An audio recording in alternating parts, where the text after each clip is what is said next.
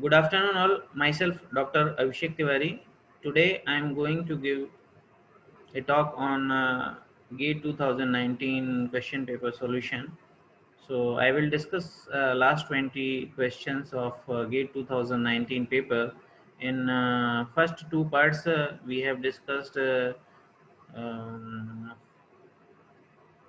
uh, previous questions, and we are going to discuss the last 20 questions of this papers. So question number 36. A 50 centimeter long rod is placed against a vertical wall such that bottom of the rod is 30 centimeter away from the wall. If the bottom of the rod is pulled away horizontally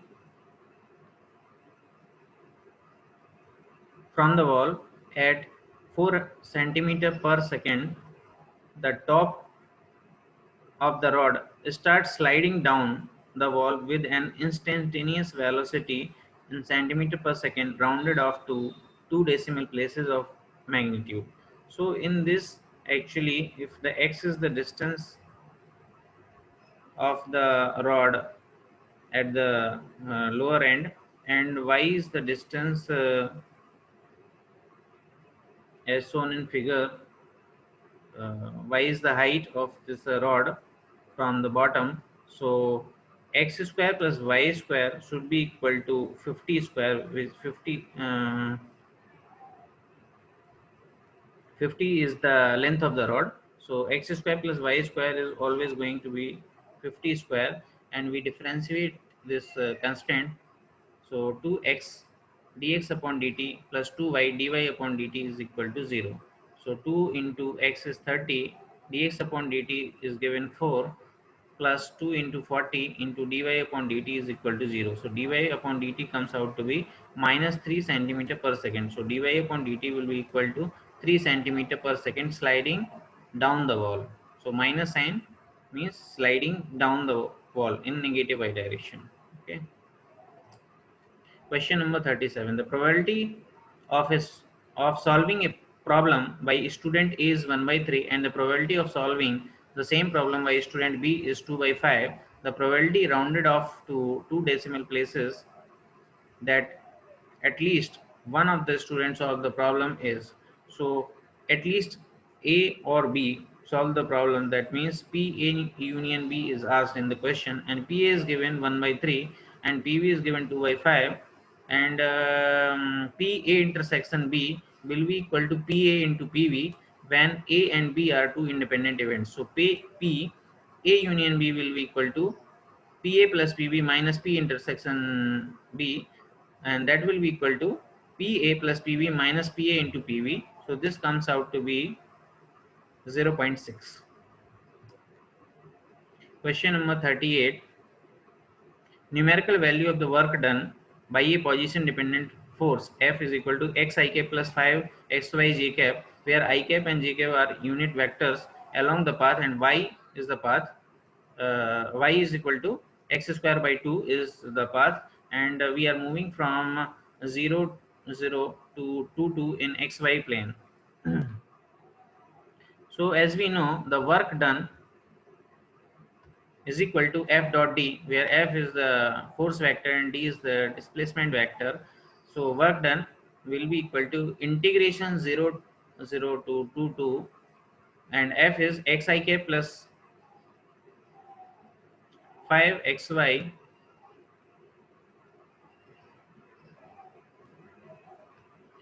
j cap dot 3 dot dx I cap plus dy j cap. So work done will be equal to integration x dx plus 5 xy dy. So 5x and y we put x square by 2 into x dx. So work done will be equal to integration 0 0 to 2 2 x dx plus 5 x raised to power 4 upon 2 dx, and x raised to power 4 integration will be x raised to power 5 by 5.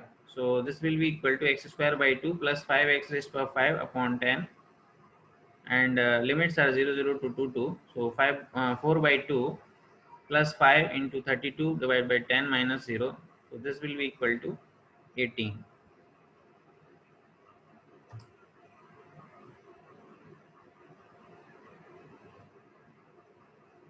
The estimated value of cube root of 37 rounded off to two decimal places obtained from Newton-Raphson method after two iterations x2 is. So the initial guess value is x0. According to Newton-Raphson method, xn plus 1 will be equal to xn minus fxn divided by f dash xn. So for first iteration we put n equal to 0.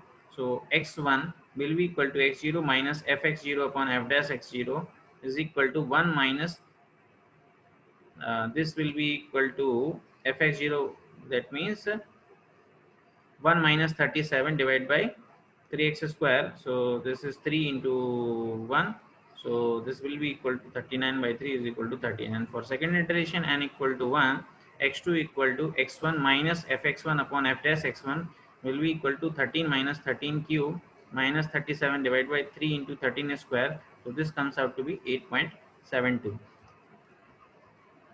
Question number 40. The partial pressure of zinc in torr rounded off to two decimal places in equilibrium with liquid lead containing 0.03 mole percent zinc at 900 Kelvin is, we have given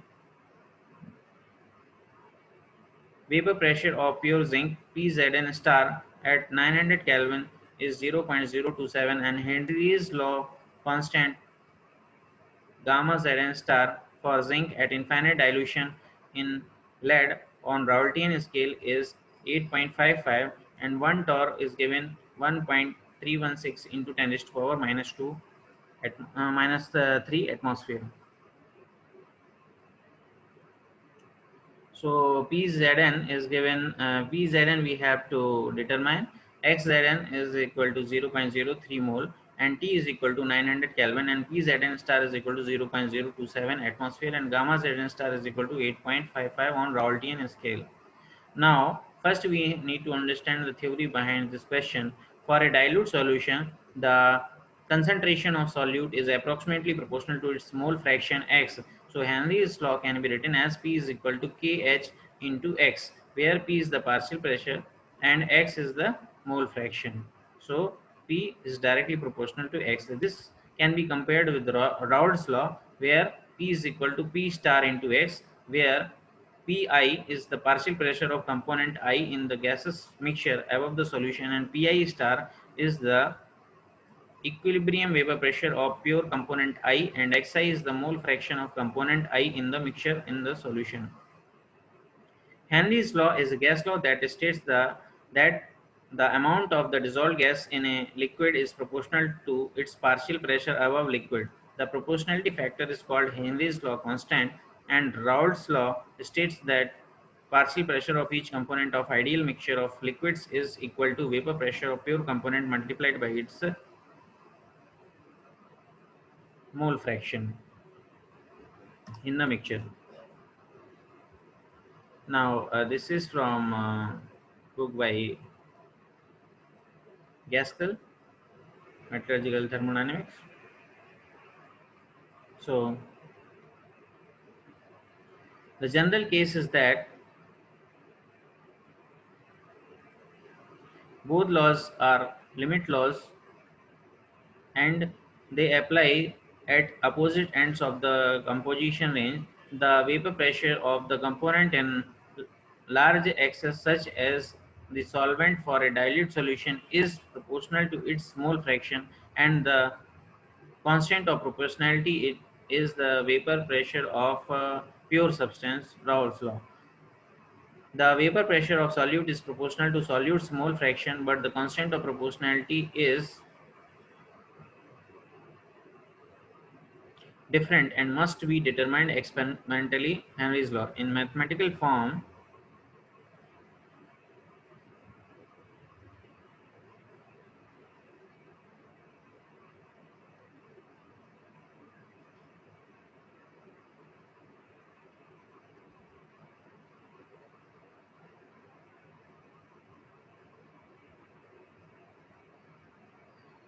Just a second.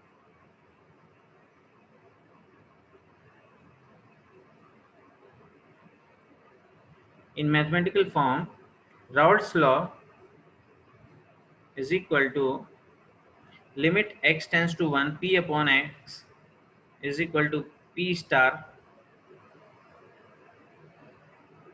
and Henry's law is equal to limit x tends to 0 p upon x is equal to kh is equal to gamma zn star. So Henry's xzn is equal to 0.003 because 0.03%, that means 0.0003. So this is tends to zeros, therefore we must apply Henry's law and not Raoult's law.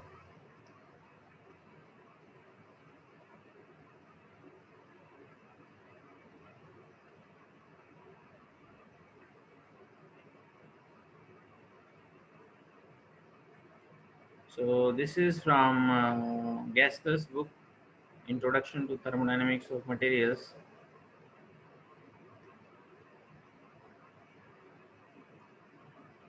So Henry's law, Pzn will be equal to gamma Zn star into Xzn will be equal to 8.55 into 0.003 is equal to 0.002565 on Raoultian scale. We don't know what is the exact scale and what it will be equal to in real value, but we will discuss this in the coming comments. So Raoult's law, PPV will be equal to PPV star into XPV, and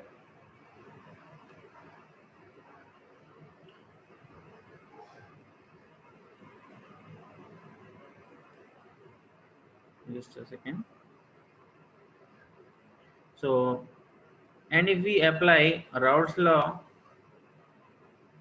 forcefully, we apply forcefully Raoult's law, Pzn is equal to Pzn star into Xzn, that will be equal to 0.027 into 0.003 is equal to 0.000081 atmosphere.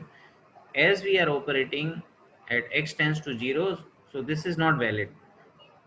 So only Henry's law will be valid, but we know that Henryan activity Szn divided by Raoultian activity Azn will be equal to gamma Zn star will be equal to 8.55.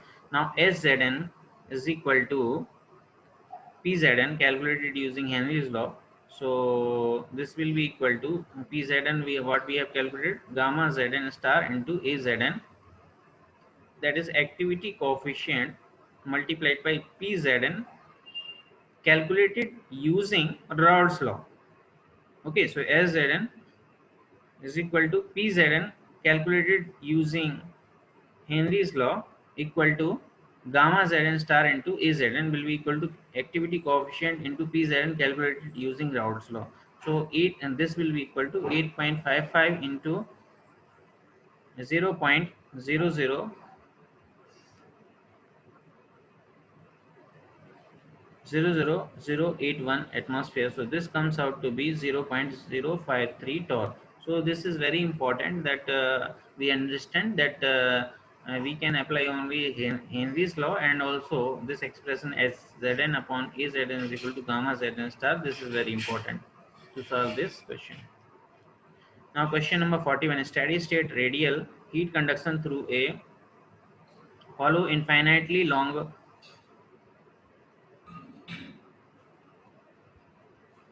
zirconia cylinder is governed by following ordinary differential equation: 1 upon r d upon dr r k dt upon dr is equal to 0, where t is the temperature, r is the radial distance, and the inner surface of the hollow cylinder is maintained at 1400 centimeter Kelvin, and the outer surface is at 973 Kelvin. The rate of heat loss at per unit length through the outer surface of the hollow cylinder in watt per meter rounded off to nearest integer is: inner radius of cylinder is equal to 0.05 meter and outer radius of the cylinder is 0.07 meter, and the thermal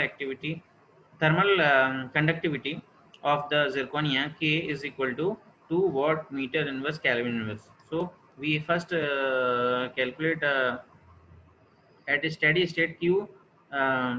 We have this cylinder, and the inner radius is given, let's just say r1, and outer radius is given, the inner radius is r1 and outer radius is r2, and at a distance r of width dr we have considered a cylindrical element.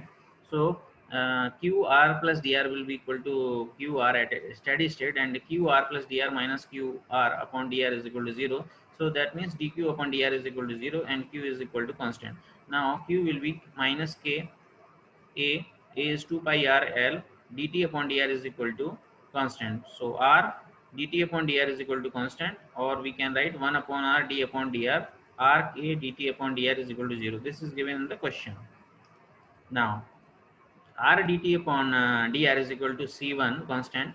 So dt is equal to c1 dr upon r. So t is equal to c1 ln r plus c2. Now t at r1 is equal to t1 and t at r2 is equal to t2.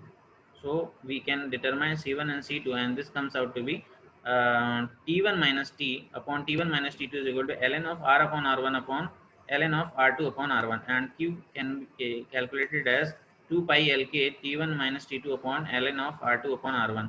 Now q upon l will be equal to 2 pi k t1 minus t2 upon ln of r2 upon r1. So q upon l will be equal to 2 pi a is 2, and t1 is 1473 minus t2 is 973 divided by ln of 0.07 divided by 0.05. So this comes out to be 18,664 watt meter inverse.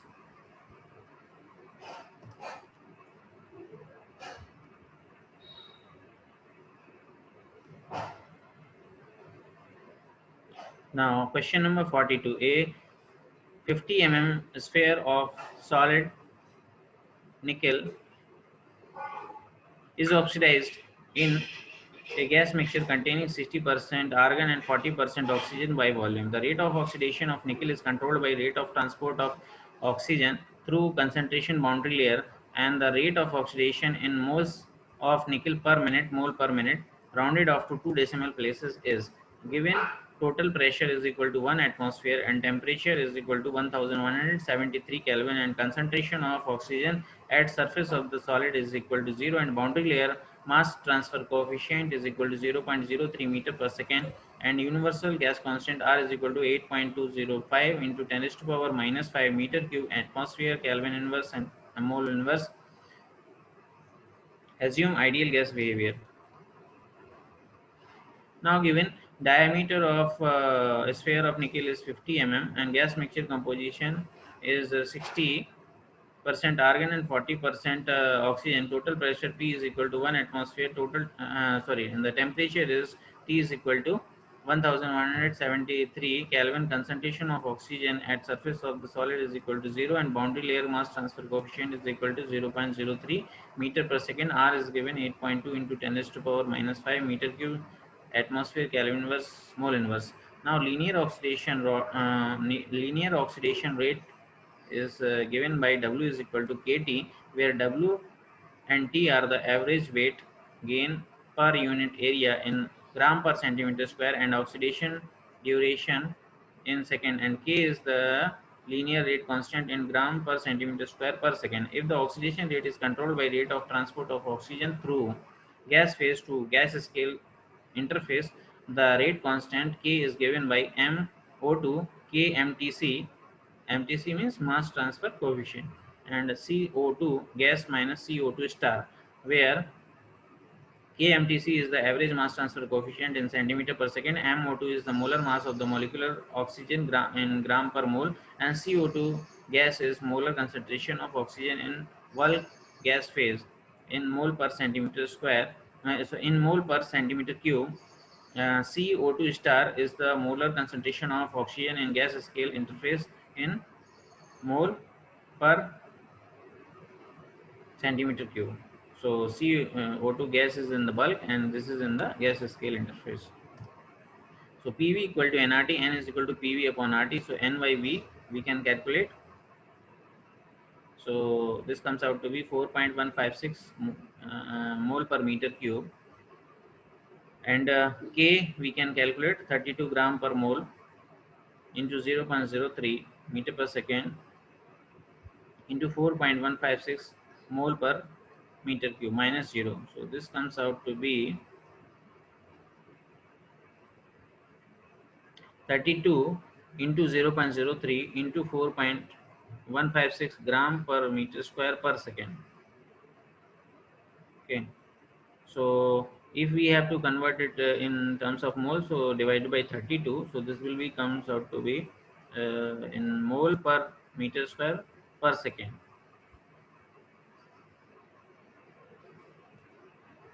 Now if we multiply by area, so area of the sphere is 4 pi r square, so we multiply it by 4 into 3.14 into 25 into 10 to the power minus 3 square. So if we multiply by area, then it becomes in mole per second. So this comes out to be 978.738 into 10 to the power minus 6 mole per second. So this is uh,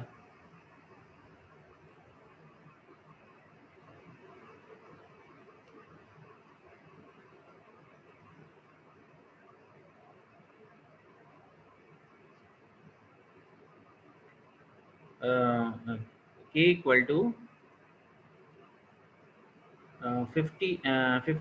This comes out to be K equal to 58,724.28 into 10 to the power minus 6 mole of oxygen per minute. So actually we have multiplied by 60 in numerator and denominator. Okay, so this to convert it in per minute. Okay, and this if we want it to be calculated in terms of moles of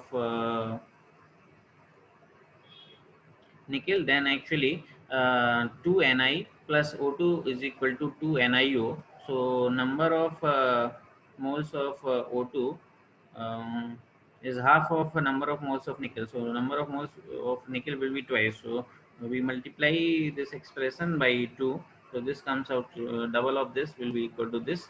So this will be equal to 0.12 mole of nickel per minute.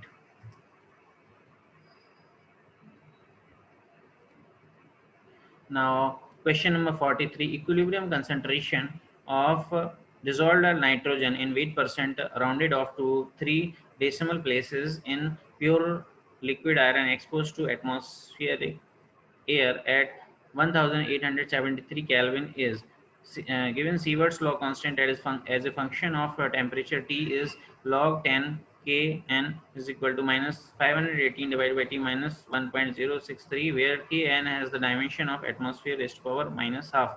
Assume Hn is equal to weight percent of N, where Hn is the activity of nitrogen with respect to 1% Henrian standard state. So Sievert's law says that the solubility of a diatomic gas in metal is proportional to square root of partial pressure of gas in thermodynamic equilibrium. So weight percent of nitrogen will be equal to Kn under root Pn2, and log Kn is given by minus 518 divided by T minus 1.063. So log 10 Kn is equal to minus 518 divided by 1873 minus 1.063. So log 10 Kn is equal to minus 518 divided by 1873 minus 1.063. So log 10 Kn is equal to minus 1.3396. So Kn comes out to be 4.575 into 10 raised to power minus 2 under root atmosphere. Now weight percent of N will be equal to Kn into Pn2 raised to power half. So Pn2 we put value 0.78. So this comes out to be weight percent of N comes out to be 0.0404. Question number 44.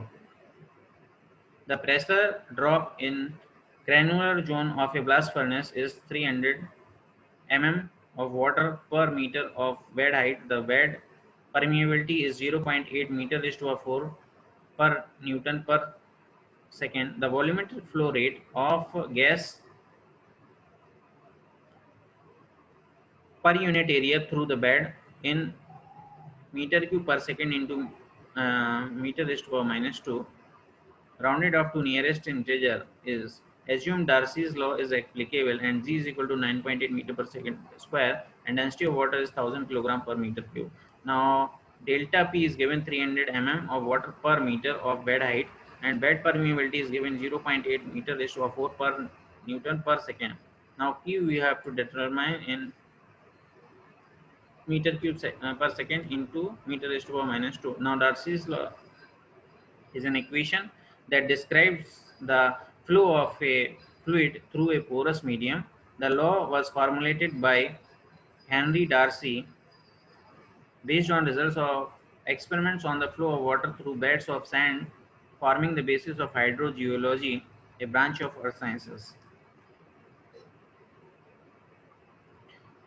Now Darcy's law, in absence of gravitational forces and in homogeneously permeable medium, is given by a simple proportionality relationship between the instantaneous flow rate Q through a porous medium and the permeability K of the medium and dynamic viscosity of the fluid mu and the pressure drop delta P over a given distance. So Q is equal to minus K upon mu into delta P. This equation is for single phase fluid flow and for absolute permeability, single phase permeability. With reference to the diagram, in this diagram, the flux Q or discharge per area is defined in unit meter per second and permeability K in units in meter square and cross sectional area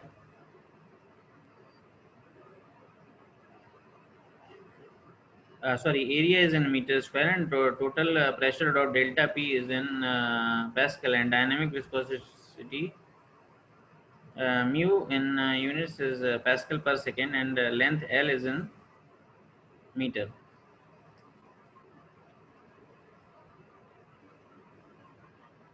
So delta P is equal to 300 meter of water per meter of bed height is given and bed permeability is given. So here actually K upon mu is given because it is in unit 0.8 meter per meter raised to a 4 per Newton per second. Okay, and actually the unit of mu is in Pascal, that is Newton per meter square per second. So actually K is in meter square, so divided by Newton per meter square per second. So this K upon mu is in meter raised to 4 per Newton per second. So Q is in meter cube per second into meter square will be equal to 0.8 into 300 into 10 to minus 3 into now delta P is HdG. So H is 300. So 300 into 10 to minus 3 meter into D is 1000 kilogram per meter cube and G is 9.8 and divided by 1 meter because it is given per meter. So Q comes out to be 2352 meter per second.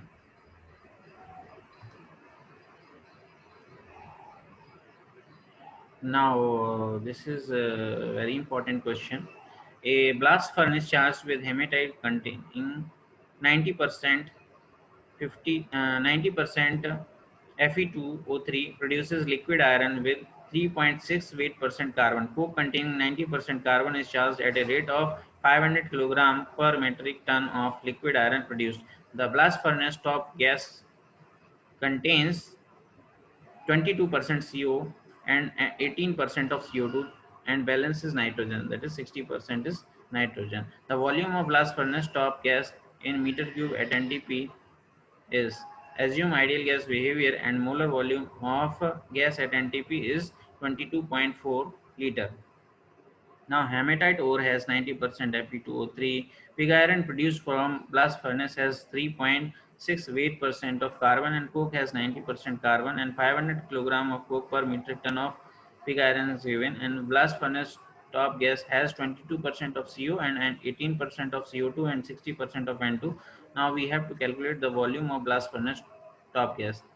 In a furnace, in a blast furnace, iron ore is reduced according to the following reaction: Fe2O3 plus MCO giving you, actually it is Fe2O3 plus 3CO giving you 2Fe plus 3CO2. Okay, but CO2 is also in the product side. So let us say we have added NCO, and on the left hand side also becomes MCO.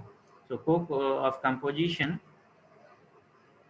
90% carbon is used to produce combustion with air at the bottom of the furnace. Now this is the typical blast furnace. So reference for this is also given. So this is actually cup and cone arrangement, and ore is poured from this, and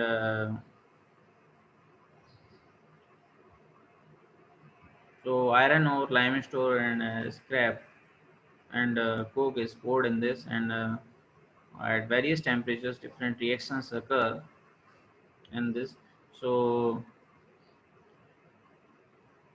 in the blast furnace top gas, we have CO, CO2, N2, and at 230 degrees centigrade, we have 3 Fe2O3 plus CO giving you 2 Fe3O4 plus CO2, and at 410 degrees centigrade, we have Fe3O4 plus CO giving you 3 FeO plus CO2, and at 525 degrees centigrade, we have FeO plus CO giving you Fe plus CO2, and at 865 degrees centigrade, we have C plus CO2 giving you 2CO. This is also called Boudward reaction. So this is also sometimes asked in gate. And CaCO3 giving you CaO plus CO2, and this is limestone giving you CaO plus CO2, and C plus CO2 giving you 2CO. So carbon becomes CO. Okay, and CaO plus SiO2 giving you CaSiO3, and C plus O2 giving you 2CO, and C plus O2 giving you CO2. Now carbon actually in coke goes either in Fe, that is 3.6% given, okay, or it goes in form of CO and CO2. So initial carbon will be equal to carbon in gas and carbon in Fe, okay, and so this is the carbon balance, and oxygen balance is given by number of moles of oxygen in blast plus uh, oxygen coming from iron ore is equal to number of moles of carbon, active carbon. So active carbon means which has the carbon which has reacted and has gone into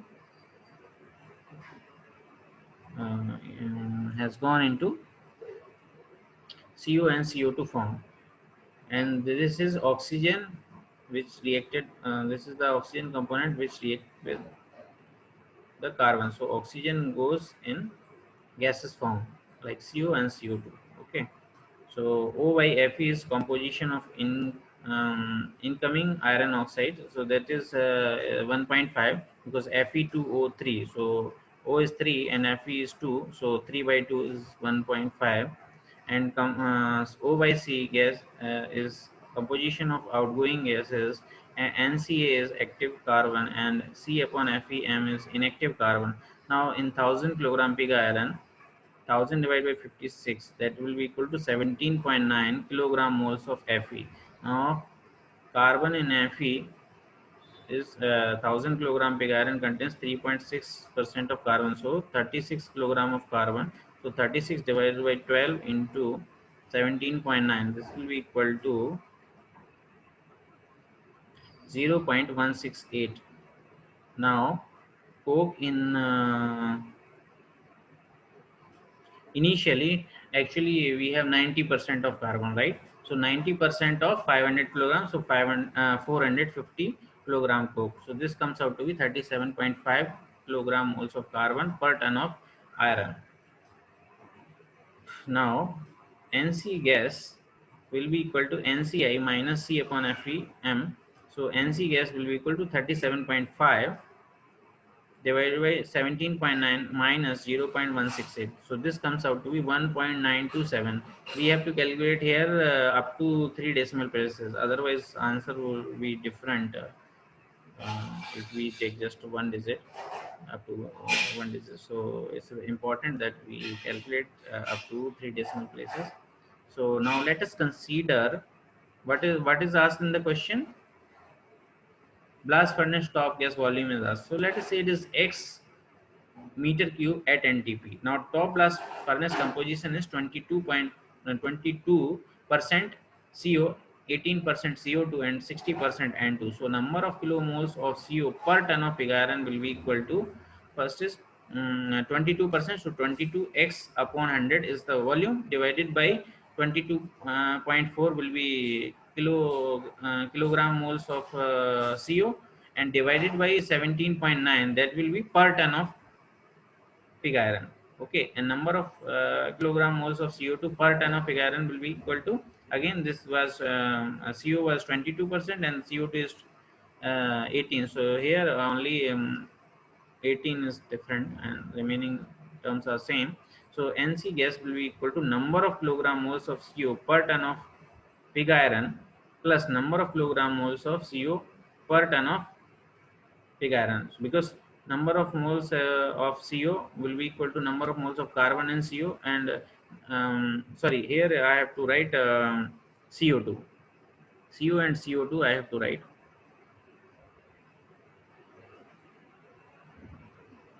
Here I have to write CO2. Okay, sorry about the mistake.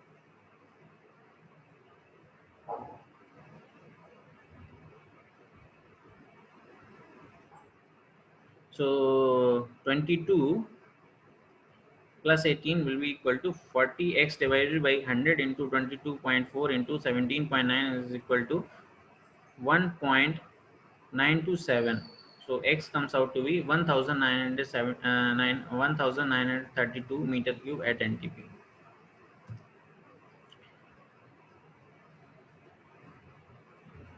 Now question number 46. 100 metric tons of copper concentrate containing 21 weight percent of copper is to be processed in 6 months with 25 working days per month and 8 working hours per day.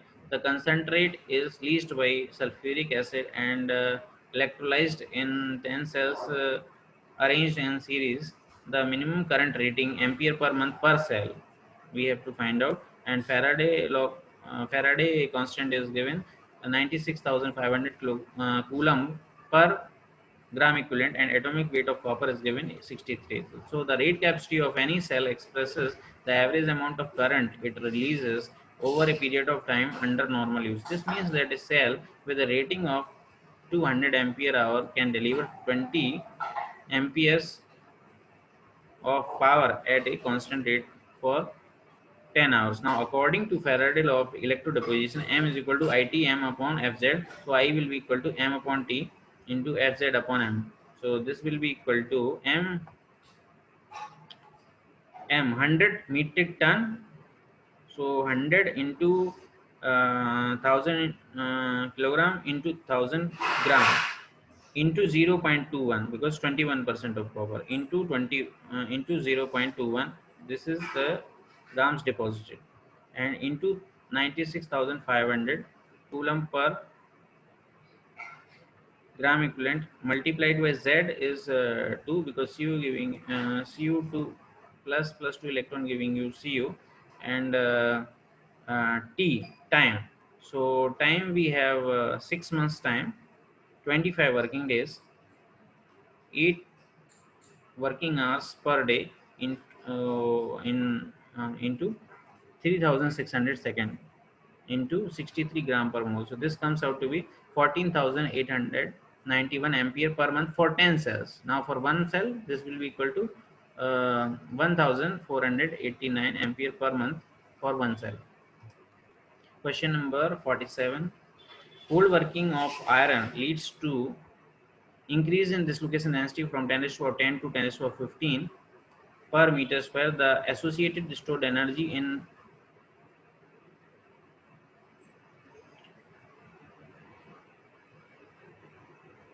mj dot meter raised to power minus 3 rounded off to one decimal place. So delta E is equal to E1 minus E2 is equal to G B square by 2 into rho 2. So because we are interested only in the final stored energy. So G is 82 into 10 to the minus 3 megapascal into B is Burgess vector. Burgess vector B square will be equal to A square by 4 into 3. So 3 A square by 4. So 3 by 4 here, and versus A square is 0.2856 into 10 to the minus 9 square divided by 2 into 10 to the power 15. So this comes out to be 2.508 mega joule per meter cube.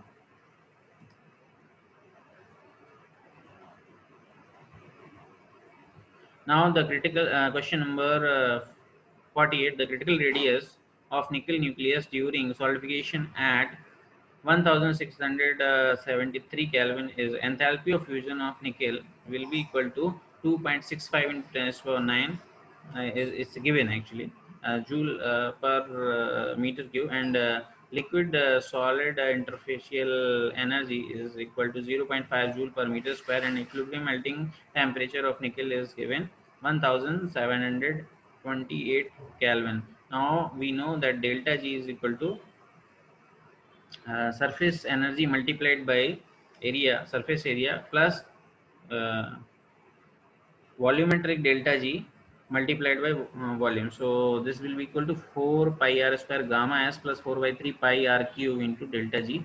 Now d delta G upon dr will be equal to 0. So this will be equal to 8 pi r gamma s plus 12 by 3 pi r cube delta G v is equal to 0. So this will be at equilibrium.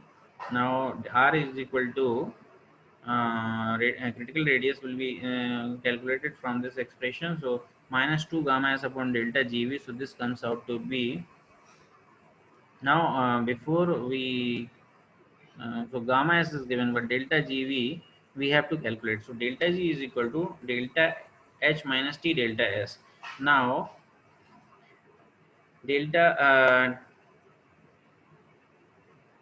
now at melting point delta GF will be equal to 0. So delta G fusion will be equal to delta HF minus TF melting temperature into delta SF. So delta S will be equal to delta SF is equal to delta HF upon F. Why this so? Delta S will be equal to delta SF because entropy and enthalpy increases with temperature. However, at higher temperatures, a certain amount of heat added to the system causes a smaller change in entropy or enthalpy than the same amount of heat at the lower temperature. So at higher temperature, we can consider delta S to be delta SF. So delta G, we write again, delta G is equal to delta H minus T delta S, and delta will be equal to delta HF minus T into delta S, we write at delta SF. So this will be equal to delta HF upon TF. So it will be equal to delta HF 1 minus T upon TF. So delta HF is given minus 2.65 into 10 to the power 9 joule per meter cube into 1 minus 1673 divided by 1728. This will be equal to minus 8.43 into 10 to the power 7 joule per meter cube. Now this delta G we put it here, and this R comes out to be 11.9 nanometer. Now question number 49. This is a very simple question. A material made up of alternating layers of metals A and B is loaded as shown below. If the volume percent of B is 25%, the elastic modulus in gigapascal. So 100 upon E composite will be equal to VA upon EA plus VV upon EV. So 100 divided by EC will be equal to 75 divided by 200 plus 25 divided by 100. So VA is 75, VV is 25, and total volume is 100. So EC comes out to be 160 gigapascal.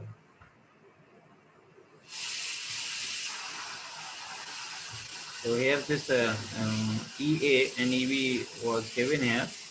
Okay. Now question number 15.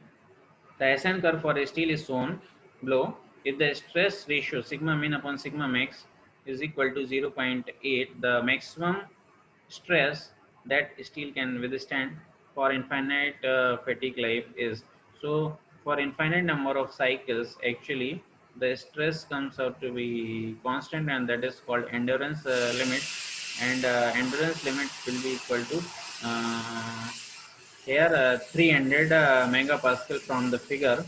So endurance limit is is the stress amplitude at infinite number of cycles.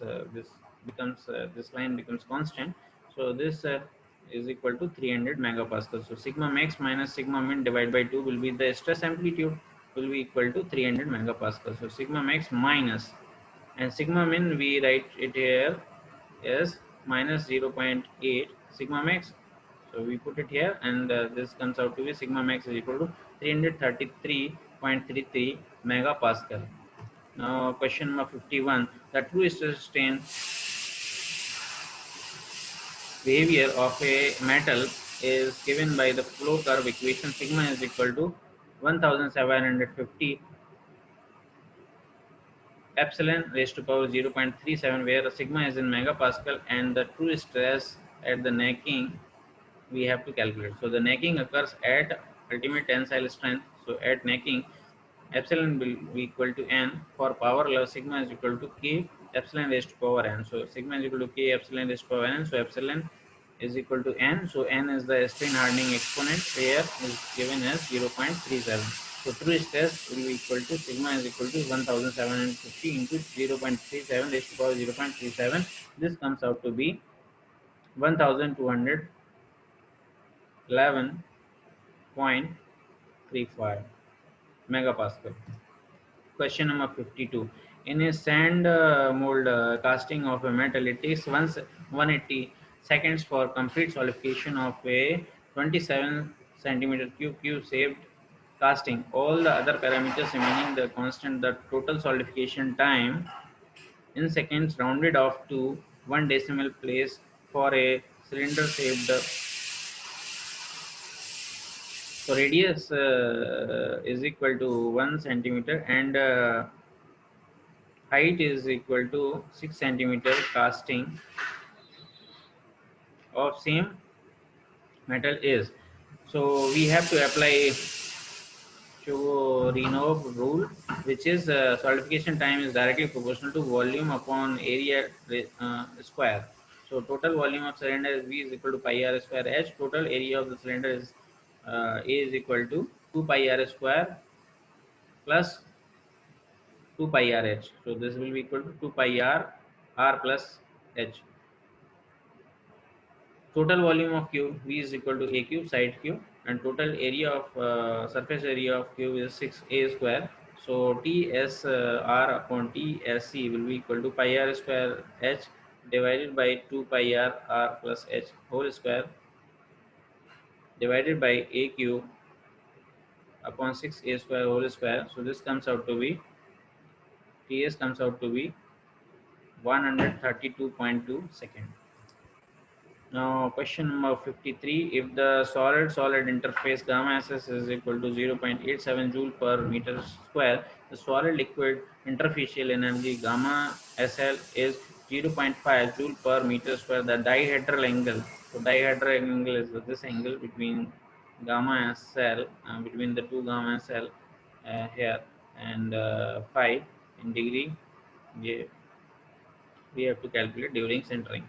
So actually we do a force balance here. So if we draw a line between them, so actually this 2 gamma SL cos 5 by 2 component from here, and gamma SL cos 5 by 2 component.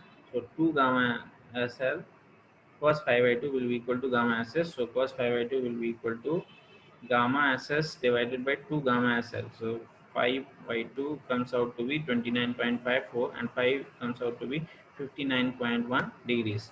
Now question number 54. The maximum possible reduction in mm of a 100 thick slab during rolling is, so mu is given 0.2 and roll diameter is given 200 millimeter. So mu is equal to 10 theta, and the delta h, which is the maximum possible reduction, is equal to mu square r is equal to 0.2 square into radius is 100, so is equal to 4 So this is the answer, 4 Now question number 55.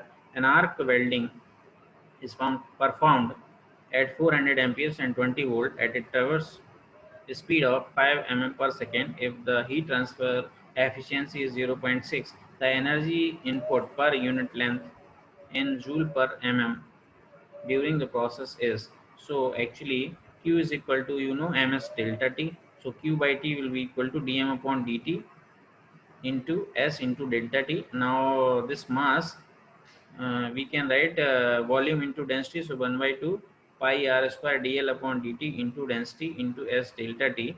This will be equal to v into y, but when efficiency is 100%. If there is efficiency given, then we multiply by eta. So energy input per unit length will be equal to eta vi, will be this we divide by dl upon dt. So this comes out in joule per So 0.6 into 20 into 400 divided by 5, this comes out to be 960 joule per So thank you for your attention.